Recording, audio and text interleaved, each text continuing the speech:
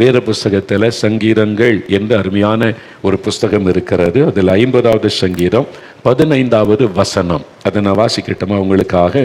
ஆபத்து காலத்தில் என்னை நோக்கி கூப்பிடு, நான் உன்னை விடுவிப்பேன், நீ என்னை மகிமைப்படுத்துவாய். அன்று சொல்றார், என் மகனே, என் மகளே, உன்னுடைய ஆபத்து காலத்தில் என்னை நோக்கி கூப்பிடு. இயேசுவே எனக்கு உதவி செய்ய நீ கூப்பிடு. நீ கூப்பிட்டா நான் உனக்கு விடுதலை தருவேன், நீ என்னை மகிமைப்படுத்துவாய். இயேசு எனக்கு இதை செய்தார்னு மகிமைப்படுத்துவாய் அப்படின்னு ஆண்டு சொல்லி, அதுதானே நடக்குது. பார்த்தீங்களா, இந்த சாட்சி கூட அப்படிதானே. இயேசுவை கூப்பிட்டேன், விடுதலை கொடுத்தார், இப்போ அவரை பற்றி நான் மகிமைப்படுத்துகிறேன். இந்த வசனம் எவ்வளோ அழகா நம்ம கண் முன்னால் நிறைவேறுது பார்த்தீங்களா. இன்றைக்கு உங்களுக்கு நடக்கும். அன்று சொல்லார், என் மகனே, என் மகளே, ஏதோ ஒரு காரியத்தில் நீ அடிமைப்பட்டு கலங்கிக்கிட்டு இருக்கிற, ஏதோ ஒரு காரியத்தில் உனக்கு விடுதலை தேவை இருக்குது.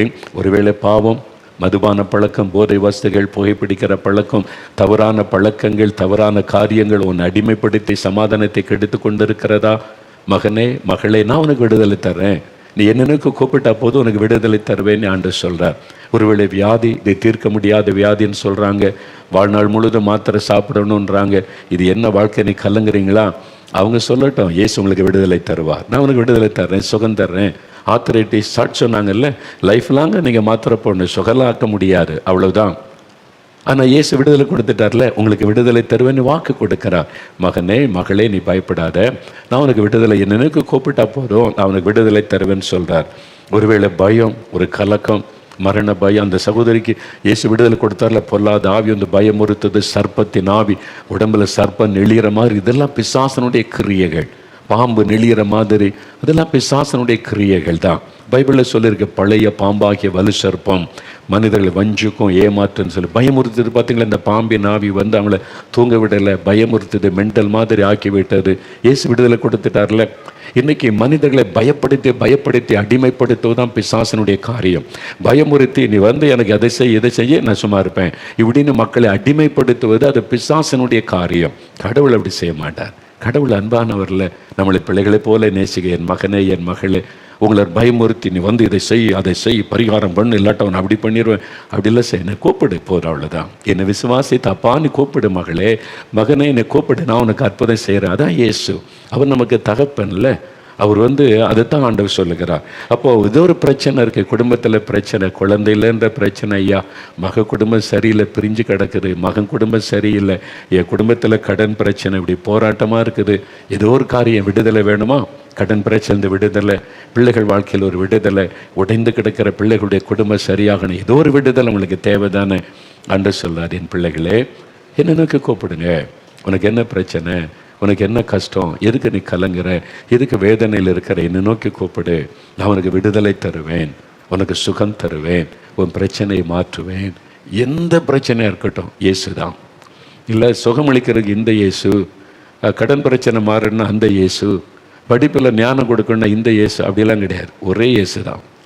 ஒரே இயேசு கிறிஸ்து நமக்காக வந்து சிலுவையிலே மரித்து உயிர்த்தெழுந்த ஒரே இயேசு தான்.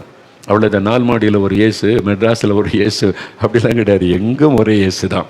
அந்த ஒரே ஆண்டு உங்கள் வீட்டில் அதே இயேசு தான் வருவார். எங்கும் வியாபித்திருக்கிறவர் அவர், சர்வ லோகத்தின் ஆண்டவர், முழு உலகத்திற்கும் இரட்சகர் என்று அவரை குறித்து சொல்லப்பட்டிருக்கிறார். அவருக்கு மக்கள் மேலே வித்தியாசம்லாம் கிடையாது. இவங்க என்ன மரம், என்ன ஜாதி, என்ன மொழி, எல்லாரையும் சிருஷ்டித்தவர் அவர். அதனால் எல்லாரையும் நேசிக்கிறவர் அந்த ஆண்டவர். அவர் உங்களை நேசித்து உங்கள்கிட்ட பேசி கொண்டு இருக்கிறார். அப்போ என்னை நோக்கி கூப்பிடு அப்படின்னு தான் சொல்ல. கூப்பிட்டு அற்புதம் நடந்துருமா? நடந்துரும். வேறு புஸ்தகத்தில் கூட நிறைய அற்புதங்கள் எழுதப்பட்டு இருக்கிறது. நீங்கள் இந்த பைபிள் வச்சுருந்தீங்கன்னா வாங்கினா வாசித்தவங்களுக்கு தெரியும். பரிசுத்த மார்க் எழுதின சுவிசேஷம் 10ஆம் அதிகாரம் 46ஆம் வசனத்திலிருந்து 52ஆம் வசனம் வரைக்கும் எல்லாம் வாசித்து பார்த்தீங்கன்னா, பரிதிமேயுன்ற ஒரு பிறவி கண் தெரியாத ஒரு மனிதன், கண் பார்வை இல்லை, பிறவியிலேயே குருடின்னு எல்லாம் அற்பமாக எண்ணினாங்க. அவன் இயேசுவை நோக்கி கூப்பிட்டான். இயேசுவே, தாவீதின் குமாரனே, எனக்கு யாரன் கூப்பிட்டான். கூப்பிட்டவனை இயேசு நின்று அவனை அழைத்து வர சொல்லி அவனுக்கு கண்களை திறந்து கண் பார்வை கொடுத்தார். கூப்பிட்டவனுக்கு இயேசு அற்புதம் செய்தார். இங்கே வேத புஸ்தகத்தில் மத்தேயு 8ஆம் அதிகாரம் 1-3 வசனம் வாசித்தீங்கன்னா, தொழுநோயினால் பாதிக்கப்பட்ட குஷ்டரோக வியாதி, அதில் பாதிக்கப்பட்ட ஒரு மனிதன் கூப்பிட்றான், இயேசுவே உமக்கு சித்தமானா என்னை சுத்தமாக்குமால முடியுமே அப்படின்னு இயேசுவை கூப்பிட்டான். இயேசு மனதுருகி அவனை தொட்டு அவனை சுகமாக்கினார். அந்த அற்புதம் எழுதப்பட்டிருக்கு. கூப்பிட்டான், இயேசு அவனுக்கு சுகம் கொடுத்தார். மத்தேயு 14:30 பார்த்தா, இயேசுவோடு இருந்த சீஷன் ஒருவன் கடல்ல திடீர்னு மூழ்கிட்டான். கடல்ல அப்படி அமிழ்ந்து கொண்டிருக்காரு. ராத்திரி நேரம், இருள் சூழ்ந்திருக்குது, பெரும் காற்று கொந்தளிப்பு, அமிழ்ந்து கொண்டிருக்கிற. ஆண்டவரே ரட்சியம் அப்படின்னு கூப்பிட்டான். இயேசுவே ஆண்டவரே ரட்சியம் கூப்பிட்ட உடனே இயேசு டக்குன்னு கையை பிடித்து அவனை தூக்கி தன் பக்கத்தில் நிறுத்தி கொண்டார். அழிந்து போக விடவில்லை. அமிழ்ந்து கொண்டிருக்கிறீங்களா? பயத்தில், கடன் பிரச்சனையில், ஏதோ ஒரு போராட்டத்தில் அமிழ்ந்து கொண்டிருக்கிறீங்களா? போச்சு என் வாழ்க்கையின் அவ்வளவுதான் அப்படின்னு கலங்குறீங்களா? இயேசு உங்களுக்கு கரம் நீட்டுகிறார். நீ வா மகளே, நீ வா மகனே, நான் உன்னை தூக்கி எடுக்கிறேன். நான் இருக்கிறவனுக்கு. ஆண்டவர் சொன்னார்ல அந்த மகளை பார்த்து, நான் இருக்கிறவனுக்கு. அழுது கொண்டு நாங்கள் ஆஸ்பத்திரியில் வெளியே உட்காந்து, மகள் செத்து கொண்டு இருக்கிறாள், மருந்து குடிச்சிட்டா, டாக்டர் சொல்லிட்டாங்க எல்லாம் அவிஞ்சு போச்சு, பிழைக்கிறதுக்கு வாய்ப்பே இல்லை. அழுது கொண்டிருக்கும் ஒரு இயேசு எப்படி சந்திக்கிறார் பாருங்க. வாய் பேச முடியாத ஒரு சகோதரி வந்து, எதுக்குமா அழுகிற? இயேசு எப்படி நம்ம சந்திக்கிறார், எவ்வளவு அற்புதமான ஆண்டவர் பார்த்தீங்களா? எதுக்கு நீ அழுகிற? மகள் சாக கிடக்கிற, செத்து போயிடுவான்னு சொல்கிறாங்க. இல்லை, இயேசு, அந்த இயேசுவை எப்படி அறிமுகப்படுத்துகிறான் பாருங்க. பேச முடியாத ஒரு சகோதரி இயேசு அறிமுகப்படுத்துகிறாங்களே. உங்களுக்கு வாய் திறந்து பேச தெரியும்ல, எத்தனை பேருக்கு சொல்லலாம்ல. அவங்க சொன்னாங்க, நீ பயப்படாத, இந்த நிகழ்ச்சியை பாரு, இயேசு உதவி செய்வார். அற்புதம் நடந்ததில்ல, மரணக்கட்டை மாற்றி மகளை வெளியே கொண்டு வந்துட்டார்ல, எவ்வளோ சந்தோஷமாக சாட்சி சொல்கிறாங்கல்ல. இந்த மாதிரி அற்புதங்கள் ஆயிரம் இயேசு செய்து கொண்டிருக்கிறார். எல்லாம் இலவசம். அவருக்கு விடுதலை இலவசம், சுகம் இலவசம். இன்னைக்கு உங்களுக்கு செய்வார். கூப்பிடுங்க, இயேசுவே எனக்கு உதவி செய்யும், இயேசுவே. அந்த பெயரை சொல்லி கூப்பிட்டா போதும். அவருடைய பெயரில் தான் அந்த வல்லமை இருக்கிறாரு. அந்த பெயரை சொல்லி கூப்பிடுங்கள். மத்தேயு 15:22 பார்த்தீங்கன்னா, ஒரு கானானிய பெண், அந்த யூதர்கள் அவளெல்லாம் அற்பமாக நினைப்பாங்க. அவள் வந்து இயேசுவிடத்தில் வந்து, என் மகள் அசுத்தாவியில் கஷ்டப்படுகிறாள், இயேசுவே உதவி செய்யும் என்று கூப்பிட்டாள். தன் மகளுக்காக கூப்பிட்டாள். இயேசு அவளுக்கு அற்புதம் செய்தார். உங்கள் மகளுக்காக, மகனுக்காக, உங்கள் பிள்ளைகளுடைய குடும்பத்துக்காக கூப்பிடுங்க. கடன் பிரச்சனைக்காக கூப்பிடுங்க. உங்களுக்கு என்ன பிரச்சனை, இயேசுவை கூப்பிடுங்க. இயேசுவே நீ கூப்பிடுங்க. இயேசுவே உதவி செய்யும், இயேசுவே விடுதலை தாரும், இயேசுவே அற்புதம் செய்யும். நீங்கள் கூப்பிட, என்னை நோக்கி கூப்பிடு, இயேசுவை நோக்கி கூப்பிடு. அதான் முக்கியம். சில கிறிஸ்தவர்கள் கூட இன்னைக்கு இயேசுன்ற பேரில், கடவுளே கடவுள். எந்த கடவுள்? இயேசுன்ற பெயரை சொன்னால் தான் அற்புதம் நடக்கும். சில சபையில் கூட சில ஊழியர்கள் இன்றைக்கு இயேசுன்ற பெயரை மறந்துட்டாங்க. புதிய மொழிபெயர்ப்பு, புதிய காரியம், கடவுள் வந்தார், கடவுள் பேசினார். எந்த கடவுள்? இயேசுன்ற நாமத்துக்கு தான் வரலமே. இன்றைக்கு ஊழியர்கள் வஞ்சிக்கப்பட்டு போன காலம். நீங்கள் அந்த மாதிரி சபைக்கு போனீங்கன்னா அந்த போதர்கிட்ட சொல்லுங்கள், இயேசுன்ற பேரை சொல்லியா, இல்லாட்டா நீ எதுக்கு ஊழியக்காரன்னு பேசுங்க தைரியமா. இயேசு சொன்னார், என் நாமத்தில் எதை கேட்டாலும் உங்களுக்கு செய்வேன். இயேசுன்ற பெயரில் தான் அற்புதம். இயேசுன்ற பெயரை சொன்னாதான் விடுதலை. இயேசுன்ற நாமத்தை சொல்லி கூப்பிட்டாதான் அதிசயம் நடக்கும். அந்த இயேசு கிறிஸ்துன்ற பெயரை சொல்லணும். அந்த பெயரை கூப்பிட்டவங்களுக்கெல்லாம் அற்புதம் நடந்தது. இன்னைக்கு எவ்வளோ சாட்சி, எல்லாம் இயேசுன்ற பெயரை கூப்பிட்டதுனால தான், இயேசுவே நீ கூப்பிட்டதுனால தான். அந்த இயேசு கிறிஸ்துவுக்கு தான், அந்த பேருக்கு தான் அந்த வல்லமை உண்டு. நீ கூப்பிட்டு பாருங்க, இயேசுவே நீ கூப்பிட்டு பாருங்க. சிலருக்கு அந்த பெயரை பிடிக்காது, கசப்பா தெரியும். நான் அப்படி தான், அந்த இயேசுன்ற பெயரை கேட்டாலும் கோபம், எரிச்சல் வரும். ஆனால் அந்த இயேசு தான் என்னை வந்து குணமாக்கினார், எனக்கு உயிரை கொடுத்தார்.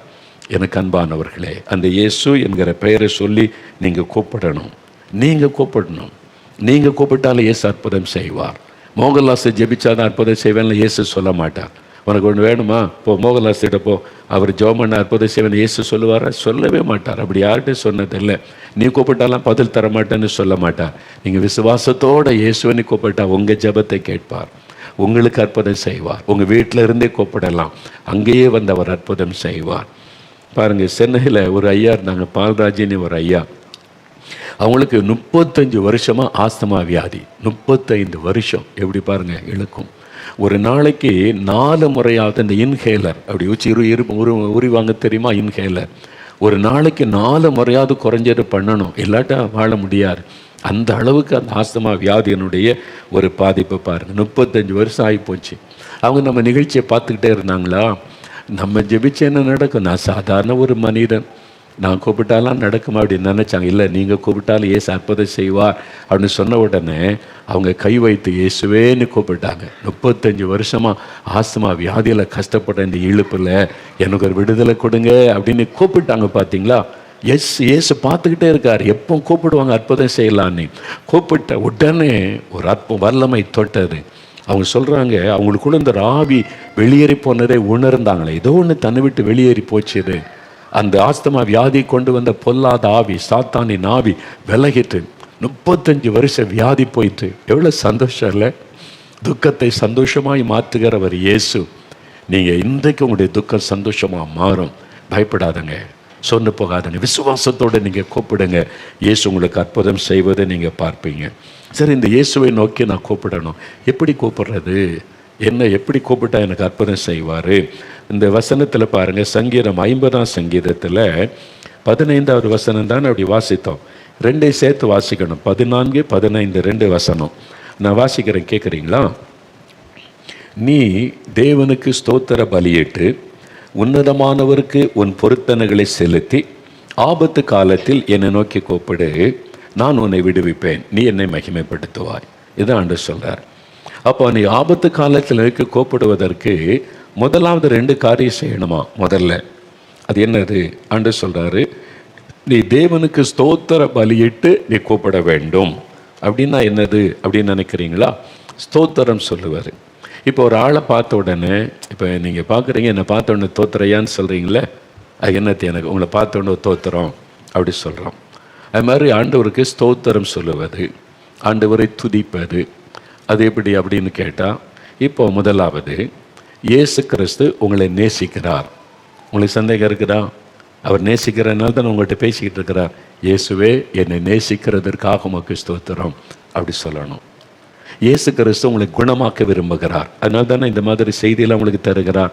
நீர் எனக்கு விடுதலை தர விரும்புகிறதற்காக ஸ்தோத்திரம். இப்போ இயேசு உங்கள் வீட்டில் இருக்கிறார். ஏன்னா நீங்கள் இருக்கிற இடத்துல இயேசுவின் பெயரை சொல்லி கூப்பிட்டு அங்கே பிரசன்னமாவார். உங்களுடைய கண்களால் பார்க்க முடியாவிட்டாலும் அவருடைய பிரசன்னத்தை உணர முடியும். இயேசுவே எங்கள் வீட்டில் எங்களோடு நீர் இருக்கிறதற்காக உமக்கு ஸ்தோத்திரம். இயேசு உங்களுடைய ஜெபத்தை கேட்கிறார். என்ன சொல்ல? இயேசுவே இப்பொழுது என் ஜெபத்தை நீர் கேட்கிறதற்காய் ஸ்தோத்திரம். எனக்கு நீர் அற்புதம் செய்ய போகிறதற்காய் ஸ்தோத்திரம். எனக்கு நீங்கள் சொன்னீங்க, என்னை நோக்கி கூப்பிடு, உன்னை விடுவிப்பேன், நீ வாக்கு கொடுத்தீங்களே, அதற்காய் ஸ்தோத்திரம். இப்போ எனக்கு விடுதலை தரப்போகிறதற்காய் ஸ்தோத்திரம். முதலாவது அவருடைய அன்பை நினைத்து அவரை துதிப்பார். எனக்காக நீங்கள் சிலுவையிலே மரித்தீங்களே, அதற்காக உங்களுக்கு ஸ்தோத்திரம். என் பாவத்தை மன்னிக்க சிலுவையில் ரத்தம் சிந்தினீங்களே, உமக்கு ஸ்தோத்திரம். என்னை குணமாக்க உடைய சரீரத்தில் தழும்புகளை ஏற்றுக்கொண்டீரே, அதற்காய் ஸ்தோத்திரம். முதல்ல ஸ்தோத்திரம், ஸ்தோத்திர பலியிடுவது. ஆண்டவரை துதிக்க துதிக்க அவருக்கு ஸ்தோத்திரம் சொல்ல சொல்ல அவருடைய பிரசன்னம் நம்மை நிரப்பும். நம்ம இருக்கிற இடத்துல அவருடைய வல்லமை காண முடியும். அதனால தான் அவருடைய பெயரை சொல்லி, இயேசுவே உமக்கு ஸ்தோத்திரம் அப்படின்னு சொல்லி அவருடைய பெயரை சொல்லி அவரை துதிப்பது, அவரை பார்த்து அவருக்கு நன்றி சொல்லுவது, ஸ்தோத்திரம் பண்ணுவது. அப்படி ஸ்தோத்திர பலியிட்டு நாம் ஆண்டவரிடத்தில் ஜெபிக்கணுமா? வேத புஸ்தகத்தில் பிலிப்பியர் 4ஆம் அதிகாரம் 6ஆம் வசனத்தில் சொல்லி இருக்கிறது, நீங்கள் எப்பொழுது ஜெபம் பண்ணினாலும் நீங்கள் ஆண்டவரை பார்த்து ஜெபிக்கும் போது ஸ்தோத்திரத்தோடு கூடிய ஜெபத்தினால் தேவனுக்கு தெரியப்படுத்துங்க. அதான் முக்கியம். நான் எப்போ ஜெபம் பண்ணாலும் சரி, முதலாவது சில நிமிட நேரம் ஆண்டவரை ஸ்தோத்திரம் பண்ணுவேன். நான் உயிரோடு இருப்பது உம்முடைய கிருபை, உமக்கு ஸ்தோத்திரம். என் பாவங்களை மன்னித்தீரே, உமக்கு ஸ்தோத்திரம். என் கூட இருக்கிறீரே, உமக்கு ஸ்தோத்திரம். என் ஜெபத்தை கவனிக்கிறீரே, உமக்கு ஸ்தோத்திரம். எனக்கு தகப்பனாக இருக்கிறீரே, ஸ்தோத்திரம். எனக்கு தாயாக இருக்கிறீரே, ஸ்தோத்திரம். எனக்கு நல்ல சிநேகிதனாக இருக்கிறீரே, ஸ்தோத்திரம். என் ஜெபத்துக்கு பதில் தருகிறீரே, ஸ்தோத்திரம். இப்படி ஒவ்வொரு காரியத்துக்கு அவரை ஸ்தோத்திரம் பண்ண பண்ண பண்ண அப்படியே உள்ளத்தில் சந்தோஷம், மகிழ்ச்சி, அவருடைய பிரசன்னத்தை உணரலாம். அதனால தான் அந்த வசனம் சொல்லுது, முதலாவது நீ தேவனுக்கு ஸ்தோத்திர பலியிடு, ஆண்டவருக்கு ஸ்தோத்திரம் சொல்லு, எல்லாவற்றிலும் ஆண்டவரை ஸ்தோத்திரம் பண்ணிட்டு அப்படி ஜெபிக்கணும். ஆபத்து காலத்தில் என்னை நோக்கி கூப்பிடு. ரெண்டாவது ஒன்று சொல்லப்பட்டிருக்கு பார்த்தீங்களா? ரெண்டாவது அந்த வசனத்தில், நீ தேவனுக்கு ஸ்தோத்திர பலியிட்டு உன்னதமான அந்த தேவனுக்கு உன் பொருத்தனைகளை செலுத்தி அது சொல்லப்பட்டிருக்கிறது. நீ பொருத்தனை பண்ணி ஜெபம் பண்ணு என்பதாக சொல்லப்படுகிறது. என்ன பொருத்தனை பண்ணுறது? நிறைய மக்கள் பாருங்க, கிறிஸ்தவங்களை விட கிறிஸ்தவர் அல்லாத மக்களுக்கு தான் இது நல்லா தெரியும். நான் இந்து குடும்பத்திலிருந்து வந்ததுனால எனக்கு தெரியும்.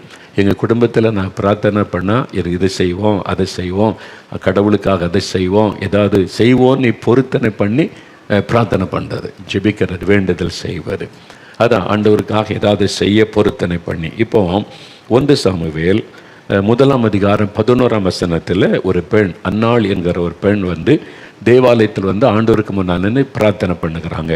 அவங்க ஜெபிக்கும், அவங்களுக்கு குழந்தை இல்லை. அதனால நிந்த, அவமானம், பரிகாசம் உள்ள உடைந்து வந்து ஜெபிக்கும் போது, அழுது ஜெபிக்கும் போது சொல்கிறாங்க, ஆண்டவரே எனக்கு ஒரே ஒரு ஆண் குழந்தை தாங்க, என் நிந்த மாறினா போதும், அவமானம் நீங்கினா போதும், ஒரு ஆண் குழந்தையை நீங்கள் கொடுத்தால் அந்த குழந்தையை நான் உமக்கே தந்துடுவேன், உங்களுடைய ஊழியத்துக்கே தந்துடுவேன், நீங்கள் உங்களுடைய ஊழியத்துக்கு வைத்து கொள்ளுங்க, எனக்கு இந்த நிந்த மாறினா போதும், ஒரு ஆண் பிள்ளை தந்தா உமக்கே தந்து விடுவேன். அப்படி தான் பொருத்தனை பண்ணி ஜெபிச்சாங்க. ஆண்டவர் அந்த ஜெபத்தை கேட்டு ஒரு ஆண் குழந்தையை கொடுத்தார், சாமுவேல் என்று சொல்லி. அந்த குழந்தை பால் மறந்த உடனே கொண்டு வந்து தேவாலயத்தில் ஊழியத்தில் விட்டுட்டாங்க. இன்றைக்கி இந்த ஊழியத்தில் பயன்படுத்தி கொள்ள, சின்ன வயசுலேருந்து தேவாலயத்தில் ஊழியம் செய்கிறான். ஆண்டவர் அப்படியே விட்டுட்டாரா? அதன் பிறகு பார்த்தீங்கன்னா பல குழந்தைகளை அந்த அன்னாளுக்கு ஆண்டவர் கொடுத்து ஆசீர்வதித்தார்னு வேதத்தில் இருக்கிறாரு. பொருத்தனை பண்ணி ஜெபம் செய்வது, ஆண்டவர்கிட்ட இதை நான் செய்கிறேன்னு சொல்லி. ஒரு சமயம் சகோதரி வந்து ரொம்ப அழுதாங்க, குழந்தை இல்லை, நிந்தையாக இருக்குது, அவமானமாக இருக்குதுன்னு சொல்லி. நான் உன்ட்ட சொன்னேன், அன்னாள் பொருத்தனை பண்ணி ஜெபம் பண்ணாங்க, அதனால் நீங்களும் ஒரு பொருத்தனை பண்ணி செய்வீங்கன்னா குழந்தை கொண்டு வந்து இப்போ நீங்கள் இந்த ஊழியத்தில் எங்கேயும் கொடுக்க வேண்டாம், என்ன பொருத்தனை பண்ணுங்க, ஆண்டவர் ஒரு குழந்தை நீங்கள் தாங்க, உமக்காக அந்த குழந்தையை வளர்ப்பேன், நான் விருப்பப்படி என் விருப்பப்படி வளர்க்க மாட்டேன், உமக்கு பிரியமானபடி அந்த குழந்தையை நான் வளர்ப்பேன், உமக்கு சாட்சியா, உமக்கு பிரியமா, நீர் சொல்லுகிறபடி அந்த குழந்தையை வளர்ப்பேன், நீர் சொல்லுகிறபடி படிக்க வைப்பேன், நீர் சொல்லுகிறபடி குழந்தையை நடத்துவேன், அதில் நான் ஜாக்கிரதையாக இருப்பேன் அப்படின்னு பொருத்தனை பண்ணுங்கன்னு சொன்னேன். ஏன்னா நிறைய பேர் அப்படி ஜாக்கிரதை இருக்கிறது இல்லை. குழந்தை பிறந்து சாப்பாடு கொடுக்குறது, பால் கொடுக்கறது, பெருசானோடனே சாப்பாடுகள் வளருது, படிக்குது, ஸ்கூலுக்கு போகிற, அவ்வளோதான். அந்த குழந்தை குறித்து தேவ திட்டம் என்ன, அந்த குழந்தையில் இயேசு மகிமைப்படணுமே, அந்த குழந்தை இயேசுவை அறியணுமே, அந்த குழந்தை ஜெபிக்கணுமே, இந்த எண்ணமே இல்லாமல் நிறைய பேர் இருக்கிறாங்க. ஆனால் நீங்கள் என்ன சொல்லுங்கள், உமக்காக நான் வளர்ப்பேன் அப்படின்னு ஒப்பு கொடுங்கன்னு. அவங்க அப்படியே ஜோமனை பொருத்தனை பண்ணாங்க, உமக்காக அந்த குழந்தைய வளர்ப்ப ஆண்டவரேன்னு சொல்லி அடுத்த வருஷம் குழந்தையோடு வந்துட்டாங்க. ஆண்டவர் அந்த பொருத்தனையின் ஜெபத்தை கேட்டார். நீங்கள் கூட அப்படி பொருத்தனை பண்ணி ஜெபிக்கலாம், ஆண்டவரே நீர் எனக்கு ஒரு குழந்தை கொடுங்க, அதை உமக்காக உமக்கு பிரியமானபடி வளர்ப்பேன், எனக்கு பிரியமானபடி வளர்க்க மாட்டேன், நீர் விரும்புகிறபடி அந்த குழந்தையை நான் வளர்த்து உம்முடைய நாமத்தை மகிமைப்படுத்துவேன்னு சொல்லி பாருங்க. கர்த்தர் உடனே அந்த பொருத்தனையின் ஜெபத்துக்கு பதில் கொடுத்து ஆசீர்வதிப்பதை நீங்கள் பார்க்க முடியும். சென்னையிலேருந்து ஒரு ஐயா ஒரு சமயம் ஒரு சாட்சி எழுதியிருந்தாங்க. அந்த ஐயாவுக்கு பாருங்கள் 20 வருஷம் சோரியாசிஸ் வியாதி. சோரியாசிஸ்ன்னு தெரியல, சரும வியாதி. அதை தலை முதல் பாதம் வரைக்கும் அப்படியே உடம்பெல்லாம் காந்தமாக சொரியல் எடுக்கும், சொரிச்சா ரத்தம் உண்டாகும், அப்படியே காந்தம். எவ்வளோ ஒரு கொடூரமான வியாதியில், அது ரொம்ப பயங்கர அந்த வியாதி, சோரியாசிஸ் என்கிற வியாதி. 20 வருஷம். ஏன்னா அதுக்கும் மருந்து இல்லைன்றாங்க. நிறைய பேர் பாதிக்கப்பட்டவங்க சும்மா அந்தந்த நேரம் கொஞ்சம் நேரம் அவர் கொஞ்சம் ஆறுதலாக இருக்குது, அவ்வளோதான், அது முற்றிலும் சுகமாக மாட்டேங்குதுன்னு தான் சொல்கிறாங்க. 20 வருஷம் சோரியாஸ், தலை முதல் கால் வரைக்கும் அப்படியே காந்தமாக எரிஞ்சு, வெளியில் போகிறதுக்கு வெட்கம், சொரிஞ்சிக்கிட்டே இருக்கணும்ல, அது அவ்வளோ கொடூரமான ஒரு காரியம். எவ்வளோ அவமானம், சரீரத்தில் வேதனை, மனதில் வேதனை, ரொம்ப கஷ்டம். அவங்க வந்து நம்முடைய நிகழ்ச்சியை பார்த்து கொண்டு இருந்தாங்க. அப்போ நான் கூப்பிட்டா ஏசு அற்புதம் செய்வான்னு சொல்கிறாங்களேன்னு சொல்லி ஒரு பொருத்தனை பண்ணாங்க. அவங்க என்ன பொருத்தனை பண்ணாங்களா, ஆண்டவரே நீங்கள் எனக்கு சுகம் கொடுங்க, நான் வந்து தினம் 3 மணி நேரம் தேசத்துக்காக ஜெபம் பண்ணுவேன், நான் எனக்காக இல்லை, என் நாட்டுக்காக, என் மக்களுக்காக, என்னை போல கஷ்டப்படுற மக்கள் சுகமடைய மற்றவங்களுக்காக தினம் 3 மணி நேரம் நான் ஜெபம் பண்ணுவேன், எனக்கு சுகம் கொடுங்கன்னு கேட்டாங்களாம். ஒரு பொருத்தனை. அவங்க ஜெபிக்க ஜெபிக்க ஜெபிக்க தினம் 3 மணி நேரம் முழங்கால்னு தேசத்துக்காக மற்றவங்களுக்காக ஜெபிச்சாங்க. ஜெபிக்க ஜெபிக்க ஜெபிக்க அந்த வியாதி இல்லாமல் போய்விட்டது. அவங்க அந்த பொருத்தனையை நிறைவேற்ற நிறைவேற்ற வியாதி கொஞ்சம் கொஞ்சமாய் மறைந்து 20 வருஷமாக அந்த வியாதி இல்லாமல் போய்விட்டது. இவ்வளோ பெரிய அற்புத சுகம் பார்த்தீங்களா? ஆண்டவர் அற்புதம் செய்வார். பொருத்தனை பண்ணி அவங்க ஜெபம் பண்ணினாங்க.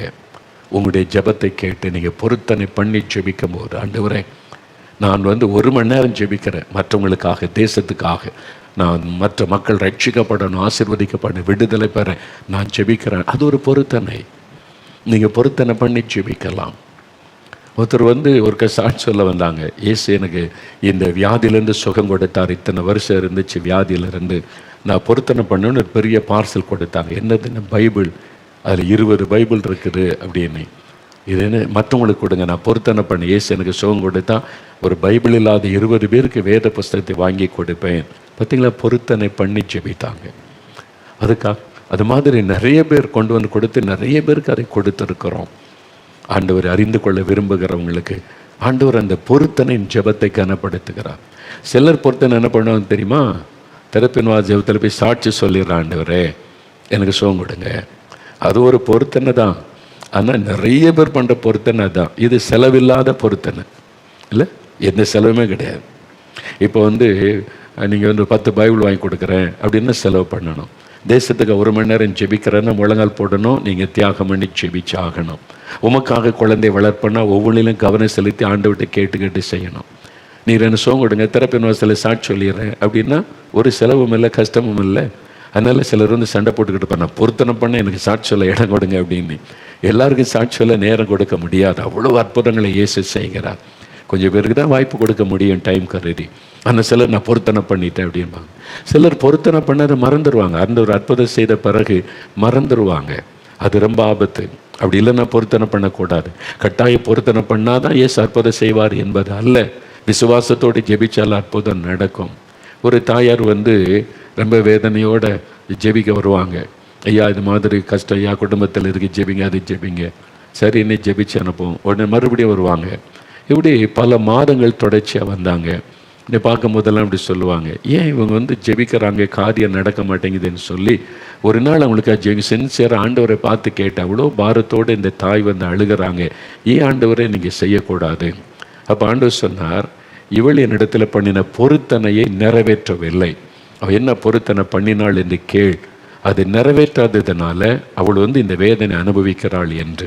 நான் கேட்டேன், அந்த தாயாரை பார்த்தம்மா உட்காருங்க, நீங்கள் ஆண்டவர்கிட்ட ஜெபிக்கும் போது நீங்கள் ஒரு பொருத்தனை பண்ணி ஜெபிச்சிங்களா அப்படின்னு. நான் எப்போ ஜெபிச்சாலும் பொருத்தனை பண்ணி தான் ஏன் ஜெபிப்பேன் பக்தியாக சொன்னாங்க. சரி, பொருத்தனை பண்ணி ஜெபிச்சிங்களே, ஏசு அற்புதம் செய்தார், பொருத்தனை நிறைவேற்றினீங்களா? அதுதானே முடியலைன்னா ஏன் பொருத்தனை பண்ணுறீங்க? அது பாவம். நீங்கள் பொருத்தனை பண்ண கட்டாயம் நிறைவேற்றணும். அதை செய்யாவிட்டால் அது தேவனுக்கு முன்பாய் ஒரு குற்றமாகிவிடும். அதனால தான் உங்கள் ஜெபம் கேட்கப்பட மாட்டேங்குது. உங்களுக்காக நான் ஜெபித்தாலும் ஆண்டவர் பதில் தர மாட்டேங்கிறாரு. முதல்ல நீங்கள் அந்த பாவத்தை விடுங்க. பொருத்தனை பண்ணி தான் கட்டாயம் ஜெபிக்கணும்னு ஆண்டவர் சொல்லலை. பொருத்தனையும் பண்ணி ஜெபிக்கலாம். விசுவாசத்தோடு நீங்கள் கேட்டு அற்புதம் செய்திருவார். ஆனால் பொருத்தனையும் பண்ணி நீங்கள் ஜெபிக்கலாம் அப்படின்னு தான் வேதம் சொல்லி தவிர கட்டாயம் பொருத்தனை பண்ணி தான் ஜெபிக்கணும்னு ஆண்டவர் சொல்லலையே. பிறகு எதற்கு நீங்கள் பொருத்தனை பண்ணி நீங்கள் இதை தப்பு பண்ணுறீங்க? அப்போ தான் உடனே ஐயோ ஆண்டவர் என்னை மன்னிக்கட்டும் ஐயா, இனிமேல் அப்படி பண்ண மாட்டேன்னு சொன்னாங்க. சிலர் அப்படி தான் எதுக்கெடுத்தாலும் பொருத்தனை பண்ணிடுறது, உணர்ச்சி வசப்பட்டு. அப்படி செய்யக்கூடாது. கர்த்தருடைய சமூகத்தில் ஒரு காரியத்தை பொருத்தனை பண்ணிட்டா வாய் தவறி சொன்னேன்னு சொல்லாத, தேவனரை கவனிக்கிறார், இந்த வேதம் எச்சரிக்கிறாரு. அதனால் ஒரு பொருத்தனை பண்ணால் கட்டாயம் நிறைவேற்றிடணும். நான் இதை தேவனுக்கு செய்வேன், இதை கொடுப்பேன், இது காரியத்தைன்னு சொல்லிட்டா உங்களுடைய வார்த்தையை நம்பி ஆண்டவர் அற்புதம் செய்கிறார். நீங்கள் உண்மை இல்லாமல் போகும்போது அதன் பிறகு உங்களுடைய ஜெபத்துக்கு பதில் வராமல் போய்விடும். ஆண்டவருடைய மனதை துக்கப்படுத்தி விடும். அதனால் கட்டாயம் பொருத்தனை பண்ணணும்னு அவசியம் கிடையாது. விசுவாசத்தோடு ஜெபிச்சா போதும். ஆனால் பொருத்தனை பண்ணால் கட்டாயம் நிறைவேற்றணும். ஆனால் பொருத்தனை பண்ணி ஜெபிக்கும் போது தேவன் அதை மகிழ்ச்சியோடு ஏற்றுக்கொண்டு அற்புதம் செய்கிறார். அதனால தான் நீ தேவனுக்கு ஸ்தோத்திர பலியிட்டு பொருத்தனை பண்ணி அப்புறம் என்ன சொல்கிற, ஆபத்து காலத்தில் என்னை நோக்கி கூப்பிடு. மோகலாசஸை நோக்கி கூப்பிடாத, ஊழியக்காரனை நோக்கி கூப்பிடாத, என்னை நோக்கி கூப்பிடு. நிறைய பேர் பண்ணுகிற தப்பு அதுதான். நான் ஒரு சமயம் திறப்பின் வாசல் ஜெபத்துக்கு நிறைய மக்கள் வருவாங்கல்ல, காத்திருந்து ஜெபம் பண்ணுவேன். நிறைய பேர் அற்புதம் பெறாங்க, சாட்சி சொல்கிறாங்க. அப்போ நான் சொன்னேன், ஆண்டவரே நீர் உலகத்தில் உலாவின நாட்களில் எல்லாரும் சுகமானாங்க, எல்லாரும் விடுதலை பெற்றாங்கன்னு இருக்குது. ஆனால் இங்கே வர்றதில் கொஞ்சம் பேர் தானே சுகம் பெறாங்க, கொஞ்சம் பேர் தானே விடுதலை பெறாங்க. அதன் பிறகு நிறைய பேர் சும்மா தானே போகிறாங்க. ஆண்டவர் எல்லாருக்கும் நீங்கள் அற்புதம் செய்யுங்க அப்படின்னு ஜெபிக்கிறது வழக்கம். ஒரு நாள் அப்படி ஜெபித்து கொண்டு இருக்கும்போது, ஏன் நீங்கள் எல்லாருக்கும் செய்யக்கூடாது? அப்போ ஆண்டவர் சொன்னார், நிறைய பேர் ஒன்று தானே தேடி வர்றாங்க, என்ன தேடி வர்றவங்களுக்கு நான் அற்புதம் செய்கிறேன். நிறைய பேர் ஒன்று தானே மோகன்லாஸ் போனால் சோகம் கிடச்சிடும், மோகன்லாஸ் கை வச்சா சோமாயிடும், ஒன்று தானே தேடி வர்றாங்க. அவங்களுக்கு நான் இப்படி அற்புதம் செய்கிறது? என்னை தேடி என்னை விசுவாசிக்கிற எல்லாருக்கும் நான் அற்புதம் செய்கிறேன். அப்போ யார் மேலே தப்பு அப்படின்னார். ஐயோ ஆண்டவரே, இதை நான் சொல்லிடுறேன் அவங்களுக்கு சொல்லி தான். அதுக்கு பிறகு தான் ரொம்ப அடிக்கடி சொல்கிறது, நீங்கள் மனிதனை கூப்பிடாதங்க, மோகன்லாஸை பார்க்காதங்க, நான் பாடுள்ள ஒரு மனிதன். நாளைக்கு இறந்து போனால் அடுத்த நாள் அடக்கம், அவ்வளோதான். பல்லவத்தில் ஆண்டவர்கிட்ட போய் சேர்ந்துருவேன். ஆண்டவருக்கு இன்னொரு ஊழியக்காரனை எழுப்ப முடியும். அதனால அவர் தான் நிரந்தரமானவர் இயேசு. அவரை நோக்கி தான் எப்போவுமே கூப்பிடணும். அதனால தான் கண்களை மூடி அவரை நோக்கி ஜெபம் பண்ணுங்கன்னு சொல்வதற்கு காரணம், அவரை நினைத்து இயேசுவே உதவி செய்யும், இயேசுவே அற்புதம் செய்யும் சொல்லி. மனிதர்களை தேவன் உங்களுக்கு உதவி செய்ய பயன்படுத்துகிறார், அவ்வளவுதான். இங்கே நான் என்ன சொல்லப்படும், என்னை நோக்கி கூப்பிடு ஆண்டவர் சொல்கிறாரு. நீ ஊழியக்காரனை நோக்காத, மனிதர்களை பார்க்காத, ஒரு இடத்தை பார்க்காத, கோபுரத்தை பார்க்காத, இதை பார்க்காத, இதை பார்த்துட்டு எனக்கு சோகம் அடிச்சிடும். இல்லை, அது மனிதனால் கட்டப்பட்ட ஒரு கட்டடம், அவ்வளவுதான். இயேசு என்கிற ரட்சகர் உங்களுக்காக மரித்து உயிர்த்தெழுந்தவர், அவரை நோக்கி தான் கூப்பிடணும். மனிதனால் செய்யப்பட்ட சிலை, மனிதனால் செய்யப்பட்ட ஒரு ஆலயம், மனிதனால் கட்டப்பட்ட கோபுரம், மனிதனால் உருவாக்கப்பட்ட ஒரு பொருளை பார்த்து எனக்கு அற்புதம் நடக்கட்டும்னா ஆண்டவர் எப்படி அற்புதம் செய்வார்? நடக்காது. இயேசு என்கிற உயிரோடு இருக்கிற ஆண்டவர், மரித்து உயிர்த்தெழுந்த அவரை நினைத்து அவரை நோக்கி ஜெபம் செய்வது, அப்போதான் உங்களுக்கு அற்புதம் நடக்கும். அவர் தான் அற்புதம் செய்ய. அப்போ என்னை நோக்கி கூப்பிடு என்று நான் அவனை விடுவிப்பேன். ஆண்டவர் ஒரு காரியம் எதிர்பார்க்கிற, என்ன தெரியுமா? நீ என்னை மகிமைப்படுத்தணும், நீ என்னை மகிமைப்படுத்தணும். அதுதான் ஆண்டவர் எதிர்பார்க்கிற ஒரு காரியம். மகனை, என்னை நீ மகிமைப்படுத்தணும், அவனை என்னை குறித்து மற்றவர்களுக்கு அறிவிக்கணும். பரிசுத்த மார்க் 5ஆம் அதிகாரம் 18-19 வசனம் வாசித்தீங்கன்னா, ஒரு மனிதன் பிசாசு பிடித்து கல்லறை தோட்டத்துக்குள்ளே வாழுகிறான். அவனை யாரும் சுகமாக்க முடியல, விடுதலை கொடுக்க முடியல, அடக்க முடியலை. வஸ்திரத்தை எல்லாம்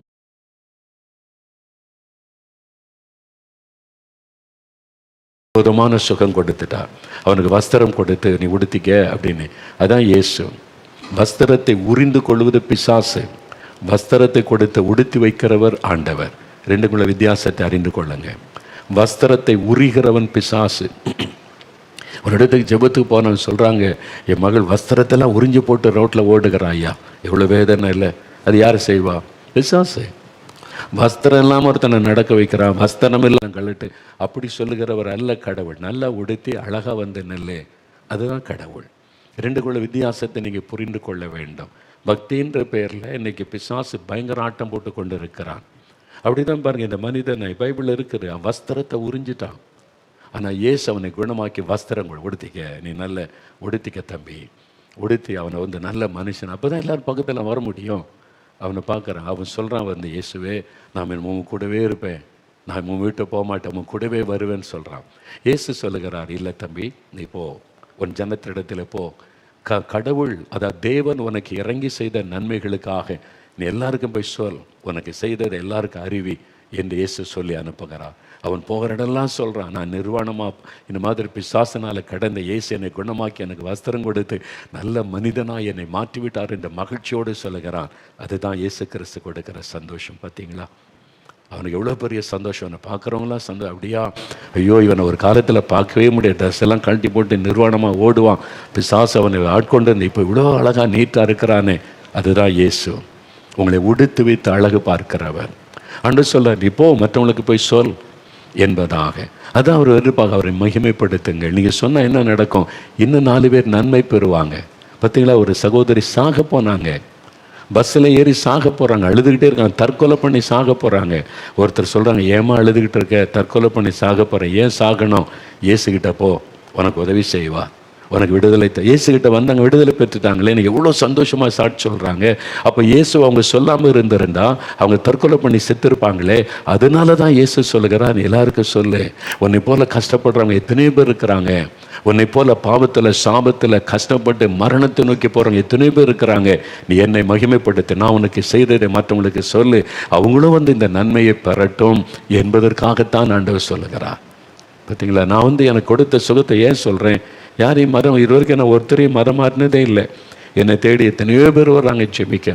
யார்கிட்டையும் மதத்தை விட்டு பேசுகிறதில்ல, மதம் மாறுங்கன்னு சொன்னதில்லை. கேட்டு பாருங்கள், ஏன் இந்துக்கள் வர்றாங்க, இஸ்லாமியர்கள் வர்றாங்க, பலதரப்பட்ட மக்கள் வர. யார்கிட்டையும் நான் மதத்தை பற்றி பேசவில்லை. இயேசு எனக்கு செய்ததை சொல்கிறேன், உங்களுக்கும் செய்வார், உங்களுக்கும் அற்புதம் செய்வார். அப்படி விடுதலை பெற்று சந்தோஷமாக வந்து சொல்கிறாங்க. நான் பெற்றுக்கொண்ட சந்தோஷத்தை அவங்கள்ட்ட பகிர்ந்து கொள்ளுகிறேன், அதுதான் செய்கிறேன். அதுதான் இயேசு சொல்லுகிறார், என்னை மகிமைப்படுத்து. நீ என்னை மகிமைப்படுத்துன்னா, நீ சாட்சி சொல்லும்போது அநேகர் கேட்டு எனக்கும் இயேசு அற்புதம் செய்வார் விசுவாசத்தை பெற்றுக்கொள்கிறாங்கல்ல.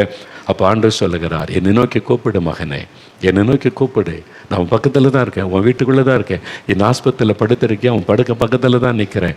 இயேசுவேன்னு கூப்பிட்டா அவனுக்கு அற்புதம் செய்வேன், விடுதலை தருவேன்னு சொல்லுகிறார். ஏன் தெரியுமா? உங்களுக்காக சிலுவையிலே தன்னை பலியாய் கொடுத்தார். இயேசு கிறிஸ்துவின் ரத்தம் சகல பாவங்களை நீக்க நம்மை சுத்திகரிக்கும். ரத்தம் சிந்ததில் இல்லாமல் பாவ மன்னிப்பு உண்டாகாது. இயேசுவை ஒரே ஜீவ பலியாக தன்னை சிலுவையில் ஒப்பு கொடுத்து மரணத்தை ஜெயித்து 3ஆவது நாள் உயிரோடு எழுந்தார். அவருடைய கையில் இன்றைக்கும் தழும்புகள். ஏன் அந்த தழும்புகள்? அவருடைய தழும்புகளால் குணமாகிறோம். அவருடைய தலையில் முள்முடி எதற்காக? நம்முடைய சாபம், முட்கள் சாபத்தை குறிக்கும். அந்த முள்ளை தலையில் ஏற்றுக்கொண்டார். உன்னுடைய சாபத்தை நான் சுமந்துட்டேன், உன் பாவத்தை நான் சுமந்துட்டேன், உனக்கு மன்னித்து உன்னை ஆசீர்வதிக்க நான் சிலுவையில் நொறுக்கப்பட்டேன், உனக்கு நான் விடுதலை தருவேன்னு சொல்லுகிறார். இப்போ ஜெபிக்க போகிறோம். சரியா? இப்போ நம்ம ஜெபிக்க போகிறோம். ஆண்டவரிடத்தில் கருத்தாக ஆண்டவரிடத்தில் இப்போ நம்ம ஜெபிக்க போகிறோம். முழங்கால் படியிட போகிறோம். முடிந்தவங்க முழங்கால் படியிட்டு கொள்ளுங்க. அதாவது முடிந்தவங்க முழங்கால் படியிட்டு கொள்ளுங்க. நானும் உங்களோட சேர்ந்து முழங்கால் படியிட்டு இன்றைக்கு உங்களுக்காக ஜெபிக்க போகிறேன். முடிந்தவங்க அப்படியே முழங்கால் படியிட்டு ஜெபிக்கணும் ஆண்டோடைய சமூகத்தில். முடியாதவங்க உட்கார்ந்து கொண்டே ஜெபிங்க. வியாதி படுக்கையில் இருக்கிறோம், படுக்கையில் இருந்து கொண்டே ஜெபிங்க. நம்ம ஒவ்வொரு காரியமாக ஜெபிக்க போகிறோம். ஆண்டவர் சொல்லுகிறபடி முதலாவது பாவத்து மன்னிப்பு, பாவத்தில் இந்த விடுதலை. இந்த பாவம் தான் எல்லாத்துக்கும் காரணம். வியாதி, பிரச்சனை, பயம், பிசாசு உள்ள நுழையெல்லாம் காரணம் பாவம். ஆனால் தான் சாத்தான் முதலாவது மனிதனை பாவத்துக்கு அடிமைப்படுத்துவான். ஆனால் இயேசு கிறிஸ்து பாவத்தை மன்னிக்கிறவர், பாவத்திலிருந்து விடுதலை தருகிறவர். எனக்கு இந்த பாவத்தை விட முடியல, மதுபானம், போதை வஸ்துகள், ஐயோ இந்த மயக்க மருந்துகள், இந்த மாதிரிக்கார சீட்டாட்டம், சூதாட்டம், இந்த பாவம், இது தப்புன்னு தெரிந்து விட முடியல, எனக்கு மன்னிக்கணும், விடுதலை வேணும்னு விரும்புகிறவங்க உங்களுடைய இருதயத்தில் கை வைத்து, இயேசுவே என் உள்ளத்தில் வாங்க, என் இருதயத்தில் நிம்மதியும் இல்லை, நான் பாதிக்கப்படுகிறேன், என் குடும்பம் பாதிக்கப்படுது, என் மனைவி பிள்ளைகள் பாதிக்கப்படுறாங்க, இந்த மதுபானத்தில் இந்த விடுதலை வேணும், சூதாட்டத்தில் இந்த விடுதலை வேணும், போதை வஸ்துகள் இந்த விடுதலை இயேசு சொல்லி இருக்கிறார். இயேசுவே என் பாவத்தை அறிக்கை செய்கிறேன். அந்த மகனுக்கு குடிப்பழக்கத்தின் விடுதலை கொடுத்தீங்களே, எனக்கு விடுதலை தாங்கன்னு கேளுங்க. இயேசுவே என் உள்ளத்தில் வாரும், என் பாவங்களை மன்னியும், விடுதலை தாரும். குடும்பத்தில் இருக்கிற மற்றவங்க அவங்கள அற்பமாக நினைக்காதுங்க, அவங்கள அசட்டை பண்ணாதுங்க, அவங்க மேலே கை வைத்து அவங்களுக்கு ஜெபம் பண்ணுங்க. ஏசப்பா என் கணவருக்கு விடுதலை கொடுங்க, எங்கள் அப்பாவுக்கு விடுதலை கொடுங்க, இந்த விடுதலை கொடுங்க.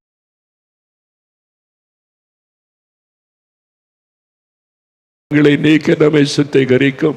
இயேசுவே இருதயத்தில் கை வைத்து என் பாவத்தை மன்னிங்க, பாவத்தில் இந்த விடுதலை தாங்க நீ ஜெபிக்கிறாங்க, கண்ணீரோடு ஜெபிக்கிறாங்கப்பா.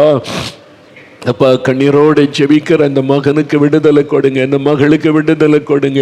உங்கள் ரத்தத்தினால் அவங்களை கழுவுங்க, அவங்களை பரிசுத்தப்படுத்துங்க.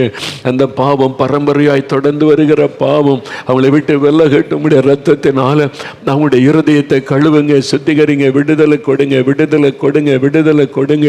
இந்த பாவத்தில் இந்த விடுதலை கொடுங்க ஆண்டவரை. சண்டை போடுகிற குணம், அந்த குடிப்பழக்கம், அந்த மதுபானம், போதை வஸ்துகள், புகைப்பிடிக்கிற பழக்கம், விடுதலை கொடுங்க. உங்கள் ரத்தத்தினால கழுவுங்க. இயேசுவின் ரத்தத்தின் வல்லமை உங்களுக்குள்ள இறங்கட்டும். இப்போ நீங்க விடுதலை கொடுங்க, விடுதலை கொடுங்க ஆண்டவரே. உம்முடைய ரத்தத்தின் வல்லமை இறங்குகிறதற்காக உமக்கு நன்றி, உமக்கு நன்றி, உமக்கு நன்றி.